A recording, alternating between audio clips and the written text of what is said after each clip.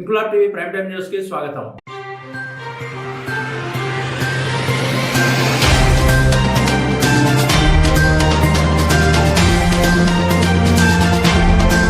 New Boinpally నివాసి సయ్యదా సమరీన్ బాను తన భర్త కుటుంబ సభ్యులు వేధింపులకు పాల్పడుతున్నారని నేడు మీడియా సమావేశం ఏర్పాటు చేసి మీడియా ముఖంగా పోలీసులు తగిన చర్యలు తీసుకోవాలని కోరారు. 2019 సంవత్సరంలో న్యూ బోయిన్పల్లి ప్రాంతానికి చెందిన సయ్యద్ జునైద్ అహ్మద్ తో తన వివాహం జరిగిందని, 3 పిల్లలు కలిగారని, వివాహం జరిగిన కొద్ది నెలలకే పుట్టింటి నుంచి తరచూ డబ్బులు తీసుకురావాలని, భర్త వేధింపులకు పాల్పడ్డాడని, కుటుంబాన్ని కాపాడాలనే ఉద్దేశంతో తన తండ్రి పలుమార్లు ఆర్థిక సహాయం చేసినప్పటికీ డబ్బుల కోసం ఒత్తిడి కొనసాగిందని, కాలక్రమేణా మానసిక వేధింపులు, కుటుంబ కలహాలు పెరగడంతో ఇరు కుటుంబాల మధ్య కూడా విభేదాలు తలెత్తగా గత 2 ఏళ్లుగా తన 3 మైనర్ పిల్లలతో కలిసి తల్లిదండ్రుల ఇంట్లోనే నివసిస్తున్నానని, ఈ సమయంలో భర్త ఆమెను తిరిగి ఇంటికి తీసుకువెళ్లకపోవడంతో పాటు భార్య పిల్లల పోషణ ఖర్చులను కూడా భరించలేదని ఆరోపించారు. మే నెలలో ఇరు కుటుంబాల పెద్దల సమక్షంలో రాజీ కోసం సమావేశం ఏర్పాటు చేయగా ఆ సమావేశంలో భర్త, అతని సోదరులు తన కుటుంబ సభ్యులతో దురుసుగా ప్రవర్తించారని, ఒక లిఖిత పూర్వక షరతులో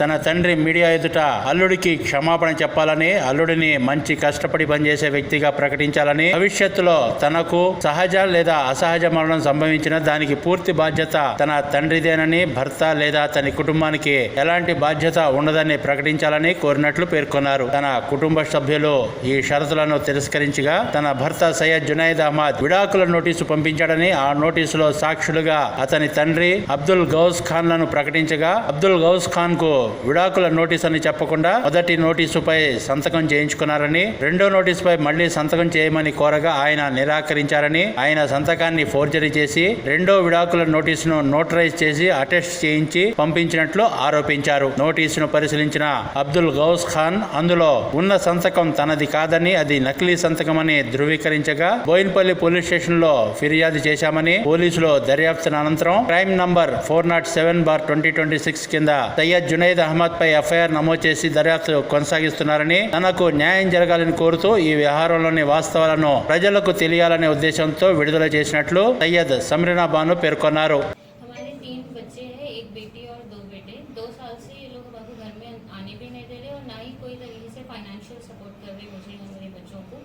अभी मेरी 2 बड़े जो है फातिमा और बिलाल, ये लोग स्कूल को भी जाते हैं, बट हमारे हस्बैंड की तरफ से हमारे लिए कुछ भी फाइनेंशियल सपोर्ट नहीं है अभी इस दौरान. कोशिश कर रहे थे ताकि मिल के एटलीस्ट उनको रहम आ जाएगा, बट उन्होंने बच्चों को मिलाने के बावजूद भी उनको कुछ रहम नहीं आया हमारे ऊपर.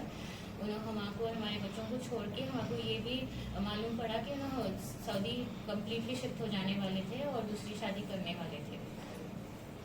ये प्रेस मीट जो करे इसके बाद हमको डर है कि मेरे को और मेरे बच्चों को ये लोग हरास करेंगे या कोई तरीके से हार्म पहुंचाने की कोशिश करेंगे. इसलिए हम तेलंगाना पुलिस से रिक्वेस्ट करते कि हमारे लिए कुछ प्रोटेक्शन दिया जाए कि हम कोई इनके एक्शन नहीं ले सके कि इनकी कंपनी है बोल के क्या करें, पार्टनरशिप में दूसरों के नाम पे कर दिया. जितने भी उनके नाम के एविडेंस से मिटा दे रहे हैं. तो गवर्नमेंट से क्या रिक्वेस्ट है आपका? गवर्नमेंट पीएस कंप्लेंट करें, वुमेन पीएस पे कंप्लेंट करें आप, तो पुलिस का रिस्पांस कैसा है आपको? फिर क्या आप ओपिनियन करें? पुलिस इस दौरान बहुत ज़्यादा सपोर्टिव थी और बहुत ज़्यादा तरीके से लोग इन्वेस्टिगेशन करे, वुमेन्स पुलिस स्टेशन में वाले भी और बोइनपल्ली पीएस भी. हमारी जुडिशरी और पुलिस से यही अपील है कि इनके ऐसे फ्रॉड इंसान के खिलाफ सख्त से सख्त कार्रवाई हो और मुझे और मेरे मासूम बच्चों को इंसाफ हो. आप कोर्ट में भी केस डाले, आप तो कोर्ट से क्या कहना चाहेंगे? अब जो चीटिंग केस करे फॉर्जरी सिग्नेचर्स के लिए, उसके ऊपर क्या बोलना चाहेंगे? वही फॉरेंसिक रिपोर्ट का इंतजार कर रहे हैं. जब फॉरेंसिक रिपोर्ट आ जाएगी इसके ऐसे फ्रॉड जो भी लोग कर रहे इसके खिलाफ सख्त एक्शन लेना चाहिए. फर्स्ट नोटिस सर्व करे जिसमें ये इलीगल नोटिस है, ये नोटराइज भी नहीं कराई गई. कौन से ईयर में? जून 1, 2026 को ये नोटिस दिए थे, जिसमें विटनेस को भी पता नहीं था कि ये तलाक के पेपर्स है. उनसे ये बोल के साइन करवाए कि कुछ ऑफिशियल डॉक्यूमेंट्स है, इस पर साइन करो, क्योंकि वो जो विटनेस है वो उन लोग के फादर की कंपनी में एम्प्लॉय है. तो उनसे करवाए। फिर जुलाई 4 के दिन सेकेंड नोटिस हम आपको भेजे, ये नोटराइज कराई हुई है एडवोकेट के थ्रू, लेकिन इसमें जो साइन है विटनेस की, सेकेंड विटनेस की, सेम जो एम्प्लॉय है उनसे करवाने की कोशिश करे, तो उस पर उन्होंने बोले कि मैं तलाक के मामले में मैं बीच में नहीं आता, मैं ये साइन नहीं करूँगा। तो उन्होंने क्या करे, वो साइन कॉपी करके इस पर साइन करे सेकेंड नोटिस पे। तो फिर जब विटनेस को पता चला कि ये साइन मतलब मेरी साइन शो कर रही है उसमें सेकेंड नोटिस में, बट एक्चुअली में मैं साइन नहीं करा था, तो फिर हम लोग उनसे कांटेक्ट करे।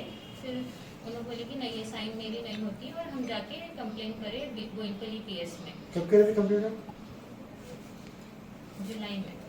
जुलाई 2026 में हम कंप्लेन करे जाके, और उनके ऊपर FIR हुई फॉर चीटिंग एंड फोर्जरी। और इसके साथ साथ जो इन्होंने हमारे साथ धोखा करे और जो जुल्म करे, उसके खिलाफ भी हम 1 जुलाई 2026 को बेगमपेट वुमेन्स पुलिस स्टेशन में जाके इनके खिलाफ FIR करवाए, और इन पे कुछ सेक्शंस भी लगाए गए। आपको इतना हैरेसमेंट करने का रीजन क्या है? इनका मेन डाउरी और इनको फाइनेंशियल सपोर्ट हमारे फादर से कॉन्स्टेंटली चाहिए था। जब भी इनको कुछ फाइनेंशियल सपोर्ट में हम रुकावट डालते या फिर नहीं देते, तो इसके ऊपर इन लोग लड़ाई स्टार्ट कर देते। ऑलरेडी आपको करे बोल के मालूम हो फाइनेंशियल सपोर्ट कंपनी वगैरह लगा के? जी, अगस्त 2020 में हमारे फादर इनको कंपनी का सेटअप लगाए और उनको कुछ रकम भी दिए, सो दैट उन्होंने स्टेबल रहना उस दौरान, ताकि हम हमारे फादर इसलिए करे ये सब कि मैं खुश रहना है, बच्ची अच्छी रहे तो बस कर लेते करे। तो कंपनी है अभी वो बेच रही है? नहीं, अभी वो फैक्ट्री बेच दिए, कुछ और बिजनेस स्टार्ट करे बोल के हम आपको जानकारी। ये तलाक नोटिस इन्होंने भेजी, जिसमें इन्होंने जो इसमें सेकंड विटनेस है उनकी भी इसमें। उसके बाद भी हम बहुत ज़्यादा बार एफर्ट्स कर रहे थे कि कहीं ना कहीं हमारा रिश्ता बच जाए, हमारे बच्चों का घर मतलब बच्चों को बाप मिल जाए, इसलिए हम बहुत ज़्यादा कोशिश करें। और इस दौरान यहाँ पर सोसाइटी में जो भी वेल विशर्स थे हमारे, उन लोग भी बहुत ट्राई करे कि कहीं ना कहीं से कुछ बातचीत हो जाए और हम फिर एक साथ रहने लगे, लेकिन इन लोग ने कुछ भी बात नहीं मानी। 24 मई 2026 को सैयद जुनैद अहमद ने जो बीच में जो मीडिएटर्स थे उनको बुलाया और बुलाकर अपने कंडीशंस रखे, जिसमें से एक था ये मीडिया में इन्होंने ये स्क्रिप्ट दी कि मेरे फादर मीडिया में माफ़ी मांगे, और इसमें ये ओपनली थ्रेट कर रहे कि अगर एक्सीडेंटली या नेचुरली अगर मुझे कुछ हो जाए तो ही and his parents will not be responsible for it, जिसकी वजह से मेरे फादर को थोड़ा मतलब कंफर्टेबल नहीं लगा कि ये सब हो रहा है। मतलब हम हमारे हाथों से हमारी बच्ची को अगर कल के दिन मतलब कुछ हो गया तो he will not be responsible, मतलब बच्ची को कुछ हो जाएगा करके मेरे फादर फिर लोग से बोलने लगाए माफ़ी मांगना है मैं मांग लेती हूँ, बट ये मीडिया में बोलना ये स्क्रिप्ट मैं एक्सेप्ट नहीं करती हूँ, आप लोग माफ़ी मांगो बोले मैं मांग लेती हूँ, जिस पर उन्होंने अग्री नहीं किया। और विदिन 5 डेज इन्होंने तलाक नोटिस भेजी, इलीगल तलाक नोटिस थी वो। मैं न्यू बोइनपल्ली महानगर कॉलोनी में रहती हूँ। मेरी शादी 2019 दिसंबर में सैयद जुनैद अहमद से हुई थी। थोड़े समय बाद से ये लोग का डाउरी के लिए हरासमेंट वगैरह स्टार्ट हो गया था, जिसकी जानकारी मैं अपने पेरेंट्स को देना मुनासिब नहीं समझी कि अभी मतलब स्टार्टिंग है, अभी से मतलब क्यों ऐसा पेरेंट्स के सामने बोलना। मैं जितना भी हो सके इस शादी को मतलब नहीं थी कि अपने आप सब चीज़ें सही हो जाएंगी करके, लेकिन हद से ज़्यादा बढ़ने के बाद मैंने अपने पेरेंट्स को बताया। इसके बाद उन्होंने मेरे पेरेंट्स ने मेरे इन लॉज से सबसे इस चीज़ के बारे में डिस्कस किया, जिसको इन लोगों ने हर बार सिर्फ लड़ाई करके मेरे पेरेंट्स को वहाँ से भेज दिया। उसके बाद 2024 जून में मेरे पेरेंट्स जब हज पे गए हुए थे तब इन लोगों ने फिर मेरे साथ बदतमीज़ी की और हरास किया, जिसके लिए मेरे छोटे अंकल जो है वो कन्फ्रंट करे सैयद जुनैद अहमद जो मेरे हस्बैंड हैं इनको, तो इन्होंने रोड पे ही लड़ाई स्टार्ट कर दी और उनको मारा पीटा। उसके बाद ये सब चीज़ें हद से ज़्यादा बढ़ जाने की वजह से मैंने जून 2024 में dowry harassment case women's PS Begumpet में FIR दर्ज करवाई थी।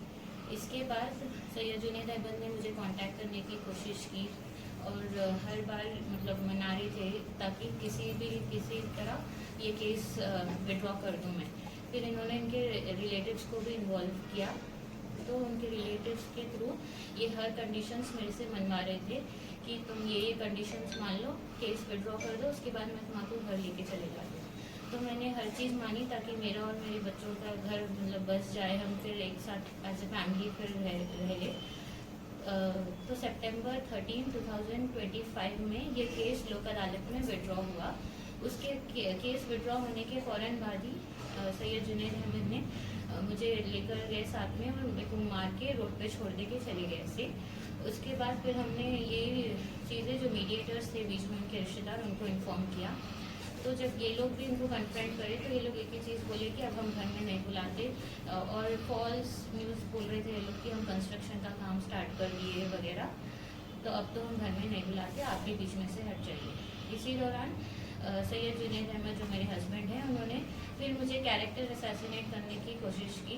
बहुत सारी दफ़ा जब भी मैं घर से बाहर जा रही थी बच्चों के कुछ भी काम के लिए वगैरह, तो ये मेरे वीडियोस वगैरह जो हमारी सोसाइटी में सीसीटीवी फुटेजेस निकाले और ये एक ट्रैप बना रहे थे वो, ताकि मेरा कैरेक्टर असैसिनेट कर सके कॉलोनी में, सबको बता सके कि ये लड़की ऐसी है करके। पर इसमें ये कामयाब नहीं हुए। तो फिर ये नवंबर में क्या करे, फिर रोड पे ऐसे ही मेरे साथ बदतमीजी करके मेरे कैरेक्टर पे बोल रहे थे, जिससे पे गुस्सा आके मेरे फादर और मेरे भाई ने उन लोग के पास गए और उसी दौरान लड़ाई हुई। तो इसके बाद सैयद जुनैद अहमद ने मेरे फादर, मेरा नाम सैयदा समरीन बानो है, मैं न्यू गोइंदपल्ली उमानगर कॉलोनी में रहती हूँ। मेरी शादी 2019 दिसंबर में सैयद जुनैद अहमद से हुई थी। शादी के 4-5 महीने के बाद से ही इन लोग का हरासमेंट स्टार्ट हो गया था फॉर डाउरी। और